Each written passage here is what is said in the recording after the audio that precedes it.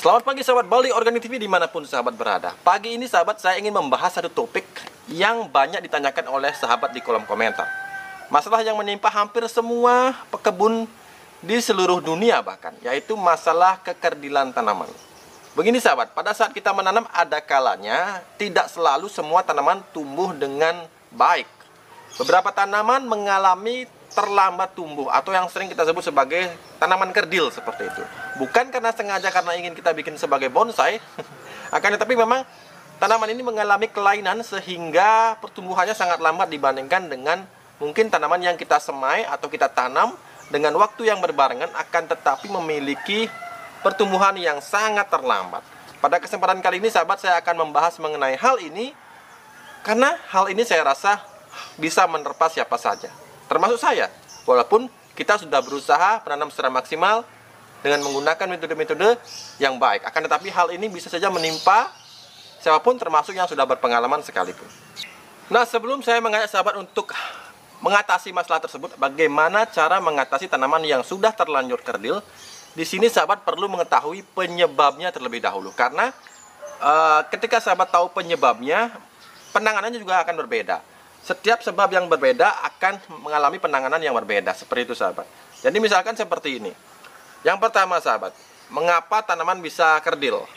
Dari yang paling basic itu bisa karena kualitas benih sahabat. Di sini kemungkinan benih mengalami penurunan kualitas karena penyimpanan mungkin yang terlalu lama, atau memang sudah dari kita membenih kita menggunakan benih yang tidak baik, tidak maksimal seperti itu. Nah, tapi yang paling umum sahabat itu adalah karena benih sudah terlalu tua atau expired, sehingga nanti berkecambahnya itu tidak seragam. Ada yang terlambat untuk berkecambah. Misalkan sahabat membenih dalam satu media seperti ini, kemudian ada benih yang lebih terdahulu sprout seperti itu, akan tetapi benih yang lainnya itu hanya bisa sprout setelah 2 minggu setelah yang lainnya sudah sprout seperti itu. Jadi mengalami terlambat sprout sehingga pertumbuhannya jelas saja akan sangat terlambat dibandingkan dengan yang lainnya seperti itu sahabat. Kemudian karena gangguan pada media atau tidak berfungsinya media tanam dengan baik. Ini bisa dikarenakan karena yang pertama karena memang media kita tidak memiliki unsur hara yang mencukupi dari pertumbuhan tanaman. Atau yang kedua sahabat, ini bisa sebaliknya, yaitu sahabat memasukkan terlalu banyak bahan-bahan berupa bahan organik yang mengandung unsur hara yang banyak, akan tetapi sahabat belum mengalami proses dekomposisi yang sempurna seperti itu. Begini, tanaman kita ketika tumbuh, apalagi di fase-fase awal pertumbuhan itu membutuhkan yang namanya nitrogen sahabat. Itu sebabnya ketika kita menanam di fase vegetatif, saya selalu menekankan untuk kita membuat pupuk yang lebih dominan unsur N-nya, seperti itu, unsur nitrogennya. Kemudian pada saat sahabat memasukkan kompos yang belum matang sahabat ya, terlebih kita tidak menanamnya di bagian permukaan, karena saya selalu menekankan ketika kita membuat sistem penanaman polybag dengan media sistem layer seperti itu, usahakan bahan-bahan organik apabila itu belum terdekomposisi dengan baik, misalkan kompos daun kering belum final dekomposisinya atau belum matang itu kompos, kita bisa gunakan di bagian permukaan atau bagian layer paling bawah seperti itu. Karena apa? Karena begini sahabat, ketika bahan organik itu terdekomposisi di dalam media tanam kita, ini akan membutuhkan yang namanya nitrogen. Kemudian tanaman juga ketika masa pertumbuhan juga akan membutuhkan nitrogen, sehingga di sini saling berebut. Ini analoginya seperti ini sahabat. Ketika kita tinggal di sebuah kamar yang ukuran 3 x 3 meter maaf, kemudian kita di sana tumbuh kembang ada 15 orang anak tumbuh di dalam kamar 3 x 3 meter. Nah, di sini akan terjadi perebutan oksigen karena kita semua bernafas.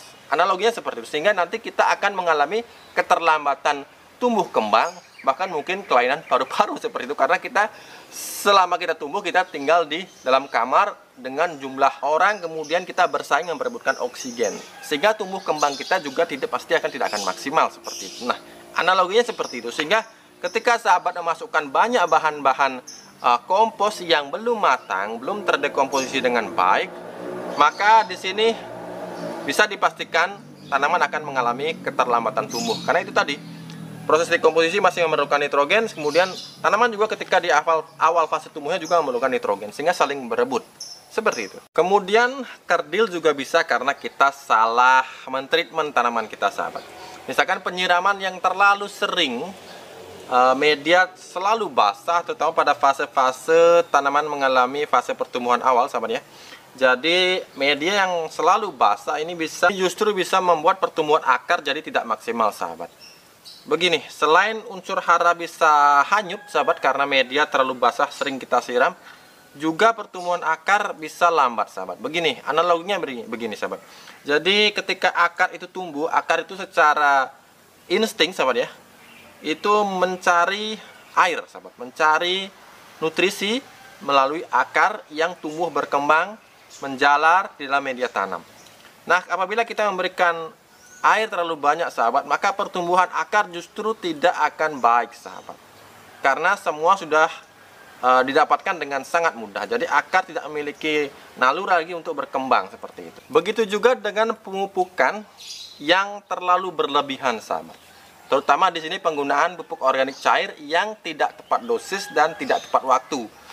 Di sini banyak sekali sahabat yang mengira dengan banyak-banyak memberi pupuk organik cair itu bisa membuat tanaman cepat tumbuh. Dianggap mungkin seperti binaraga begitu. Jadi banyak makan, banyak latihan, cepat besar. Enggak. Tidak seperti itu, sahabat. Apabila sahabat misalkan memberikan pupuk, dalam kasus pupuk kimia sintetis, terlalu over bisa menyebabkan hangus, bisa menyebabkan bahkan mati. Nah, dan di pupuk organik pun, sahabat ya, itu juga bisa mengganggu tanaman kita. Memang tidak sampai mati, akan tetapi media bisa menjadi sangat asam. Karena rata-rata pupuk organik cair itu memiliki pH yang cenderung dari netral ke rendah. Sehingga di sini dengan kita memberikan pupuk organik cair yang terlalu berlebihan, apalagi dengan waktu yang bahkan ada yang teman yang sampai memupuk pupuk organik cair ini tiap hari, sahabat. Tentu saja nanti tanah itu akan atau media itu akan jadi masam, sahabat, karena akumulasi dan residunya itu tidak bisa diuraikan dengan cepat. Memang pupuk organik cair ketika kita berikan secara berlebihan, residunya itu bisa diuraikan oleh mikroorganisme, akan tapi juga memerlukan waktu. Nah, jadi sahabat, jangan memupuk dengan terlalu bernafsu. Akar tanaman itu tidak seperti sedotan. Saya sering katakan seperti itu. Tidak seperti sedotan yang kita berikan nutrisi, kemudian dihisap dan jadi nutrisi bagi badannya. Enggak. Tanaman itu dalam menyerap nutrisi membutuhkan namanya bantuan dari rizobacter dan lainnya, sahabat. Sehingga di sini pupuk organik cair kita akan diproses dulu di media, kemudian baru unsur haranya bisa diserap oleh tanaman, seperti itu. Karena bukan merupakan pupuk instan, tidak seperti halnya pupuk kimia sintetis yang kemungkinan bisa diserap dengan sangat cepat oleh tanaman. Nah, kemudian penyebab berikutnya adalah gangguan dari penyakit. Ini sejak awal fase, sahabat. Jangan salah, beberapa jenis karier atau serangga pembawa virus, sahabatnya, bisa menginfeksi tanaman kita bahkan sejak muda. Saya sering menemukan kasus di mana banyak sahabat yang mengeluhkan di persemaian tanamannya sudah menguning, kemudian sudah keriting seperti itu. Selain karena memang mungkin karena salah penanganan, ini juga bisa disebabkan karena adanya infeksi dari virus yang disebabkan oleh serangga yang hinggap di tanaman kita. Lantas bagaimana cara penanganannya untuk semua jenis kasus penyebab kekerdilan tanaman ini, sahabat? Saya akan jelaskan satu persatu. Oke, yang pertama karena benih, sahabat, itu sudah expired sehingga tumbuhnya tidak barengan seperti itu. Karena kualitas benih sudah tidak bagus lagi, sahabat bisa mengakalinya dengan menggunakan rendaman teh, sahabat. Jadi videonya sudah banyak sekali yang saya berikan mengenai bagaimana cara menyemai dengan merendam benih di dalam larutan teh, sahabat. Tanaman kerdil sejak persemaian, jadi nampak ketika persemaian seperti yang saya katakan di awal video tadi, pertumbuhan sudah tidak seragam. Nah, caranya, sahabat, untuk tanaman yang pertumbuhannya tidak seragam, yang sproutnya terlambat, yang tumbuhnya dari biji persemaian itu terlambat, mungkin kakaknya sudah tumbuh seperti ini, yang ini baru sprout. Nah, untuk mengakali itu, sahabat harus mengorbankan tanaman yang kerdil terlambat tumbuh tadi. Kita akan cabut, sahabat, kita bersihkan dan kita biarkan tanaman yang tumbuh baik saja yang kita akan tanam ke lahan nantinya. Jadi tanaman yang sangat kerdil karena terlambat sprout itu tidak akan bisa kita maksimalkan lagi pertumbuhannya karena sudah mengalami keterlambatan sprout, sehingga di sini pertumbuhannya juga pasti akan lambat, sahabat. Kemudian kekerdilan karena medianya bermasalah.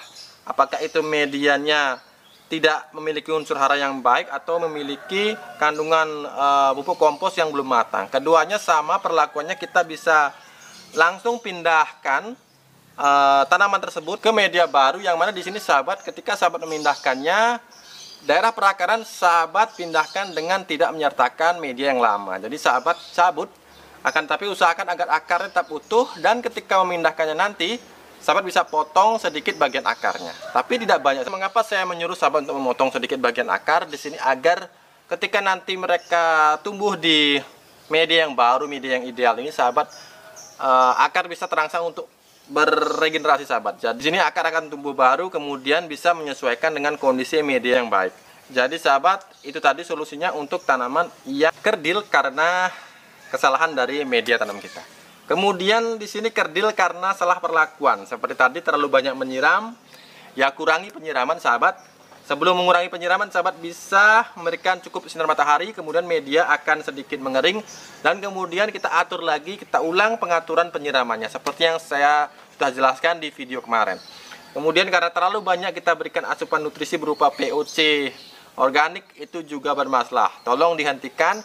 Jika sudah terlanjur asam, sahabat bisa gunakan nutrisi kalsium, magnesium, plus fosfor yang sudah saya buatkan videonya 1 bulan lalu. Jadi sahabat silahkan tengok video tersebut, dan di sana saya ajarkan bagaimana membuat kalsium, magnesium, plus fosfor yang bisa menetralkan sekaligus menutrisi dari media kita sahabat. Kemarin sempat saya buat 50 bungkus sahabat ya, mungkin beratnya sekitar 200 gram. Tadinya saya mau gunakan sebagai stok di kebun saja sahabat ya, akan tetapi entah mengapa ada sahabat petani yang main ke sini, kemudian saya jelaskan mengenai kalsium, fosfor dan fungsinya, ternyata ke 50 bungkusnya itu pun diborong sahabat. Jadi begitu sahabat, yang mau menggunakannya sebagai peluang usaha, saya rekomendasikan membuat kalsium fosfor dari tulang ini sahabat. Karena begini, sesuatu yang kita rasa tidak bermanfaat ternyata banyak sekali manfaatnya. Jadi kalsium fosfor ini bisa menjadi peluang usaha untuk sahabat yang terjun di bidang pertanian. Nah, kemudian kerdil karena tanaman sudah terinfeksi virus sejak awal fase pertumbuhan sahabat. Ini susah sekali sahabat, karena begini, ini virus sahabat ya. Jadi ini bukan bakteri, ini virus yang menginfeksi tanaman kita. Virus tidak akan bisa kita bunuh sahabat, meskipun kita menyemprotkan apapun di tanaman kita. Mau pestisida kimia maupun pestisida organik, tidak akan bisa menghilangkan yang namanya virus yang sudah menginfeksi tanaman kita. Beda dengan mungkin bakteri atau jamur. Virus ini sahabat hanya bisa kita lawan dengan meningkatkan imunitas daya tahan dari tanaman kita. Ini yang sering saya tekankan. Ketika tanaman sudah terserang virus sahabat, kita sudah tidak bisa lagi atau tidak ada gunanya lagi kita membasmi kariernya atau serangga yang membawanya. Memang ini bisa sedikit membantu, akan tetapi tanaman yang sudah terkadung terserang virus sahabat tidak akan bisa kita sembuhkan dengan obat-obatan apapun. Yang bisa menyembuhkannya adalah bagaimana daya tahan atau imunitas dari si tanaman ini meningkat, sehingga secara otomatis efektivitas dari virus itu menginfeksi tidak akan efektif lagi, dan akhirnya virus bisa sembuh dengan sendirinya, tanaman bisa sembuh dengan sendirinya dari virus ini sahabat. Jadi kalau sahabat ingin tanamannya selamat dari yang namanya serangan virus, virus mozaik, virus Gemini dan virus yang lainnya, sahabat yang pertama wajib mengontrol adanya organisme pengganggu tanaman, karena ini sebagai karier, mereka sebagai pintu pembuka masuknya virus ke tanaman. Jadi semacam api, itu bisa sahabat kontrol populasinya, dan yang paling penting jaga imunitas daya tahan dari tanaman kita dengan memberikan treatment yang baik, yang organik sejak awal semai sampai sehabis panen. Nah oke sahabat, cukup sekian video saya kali ini. Sebenarnya ada banyak lagi penyebab tanaman bisa menjadi kerdil sahabat. Akan tapi masalah yang paling umum sudah saya jabarkan seperti tadi itu, dan penanganannya juga sudah saya sampaikan.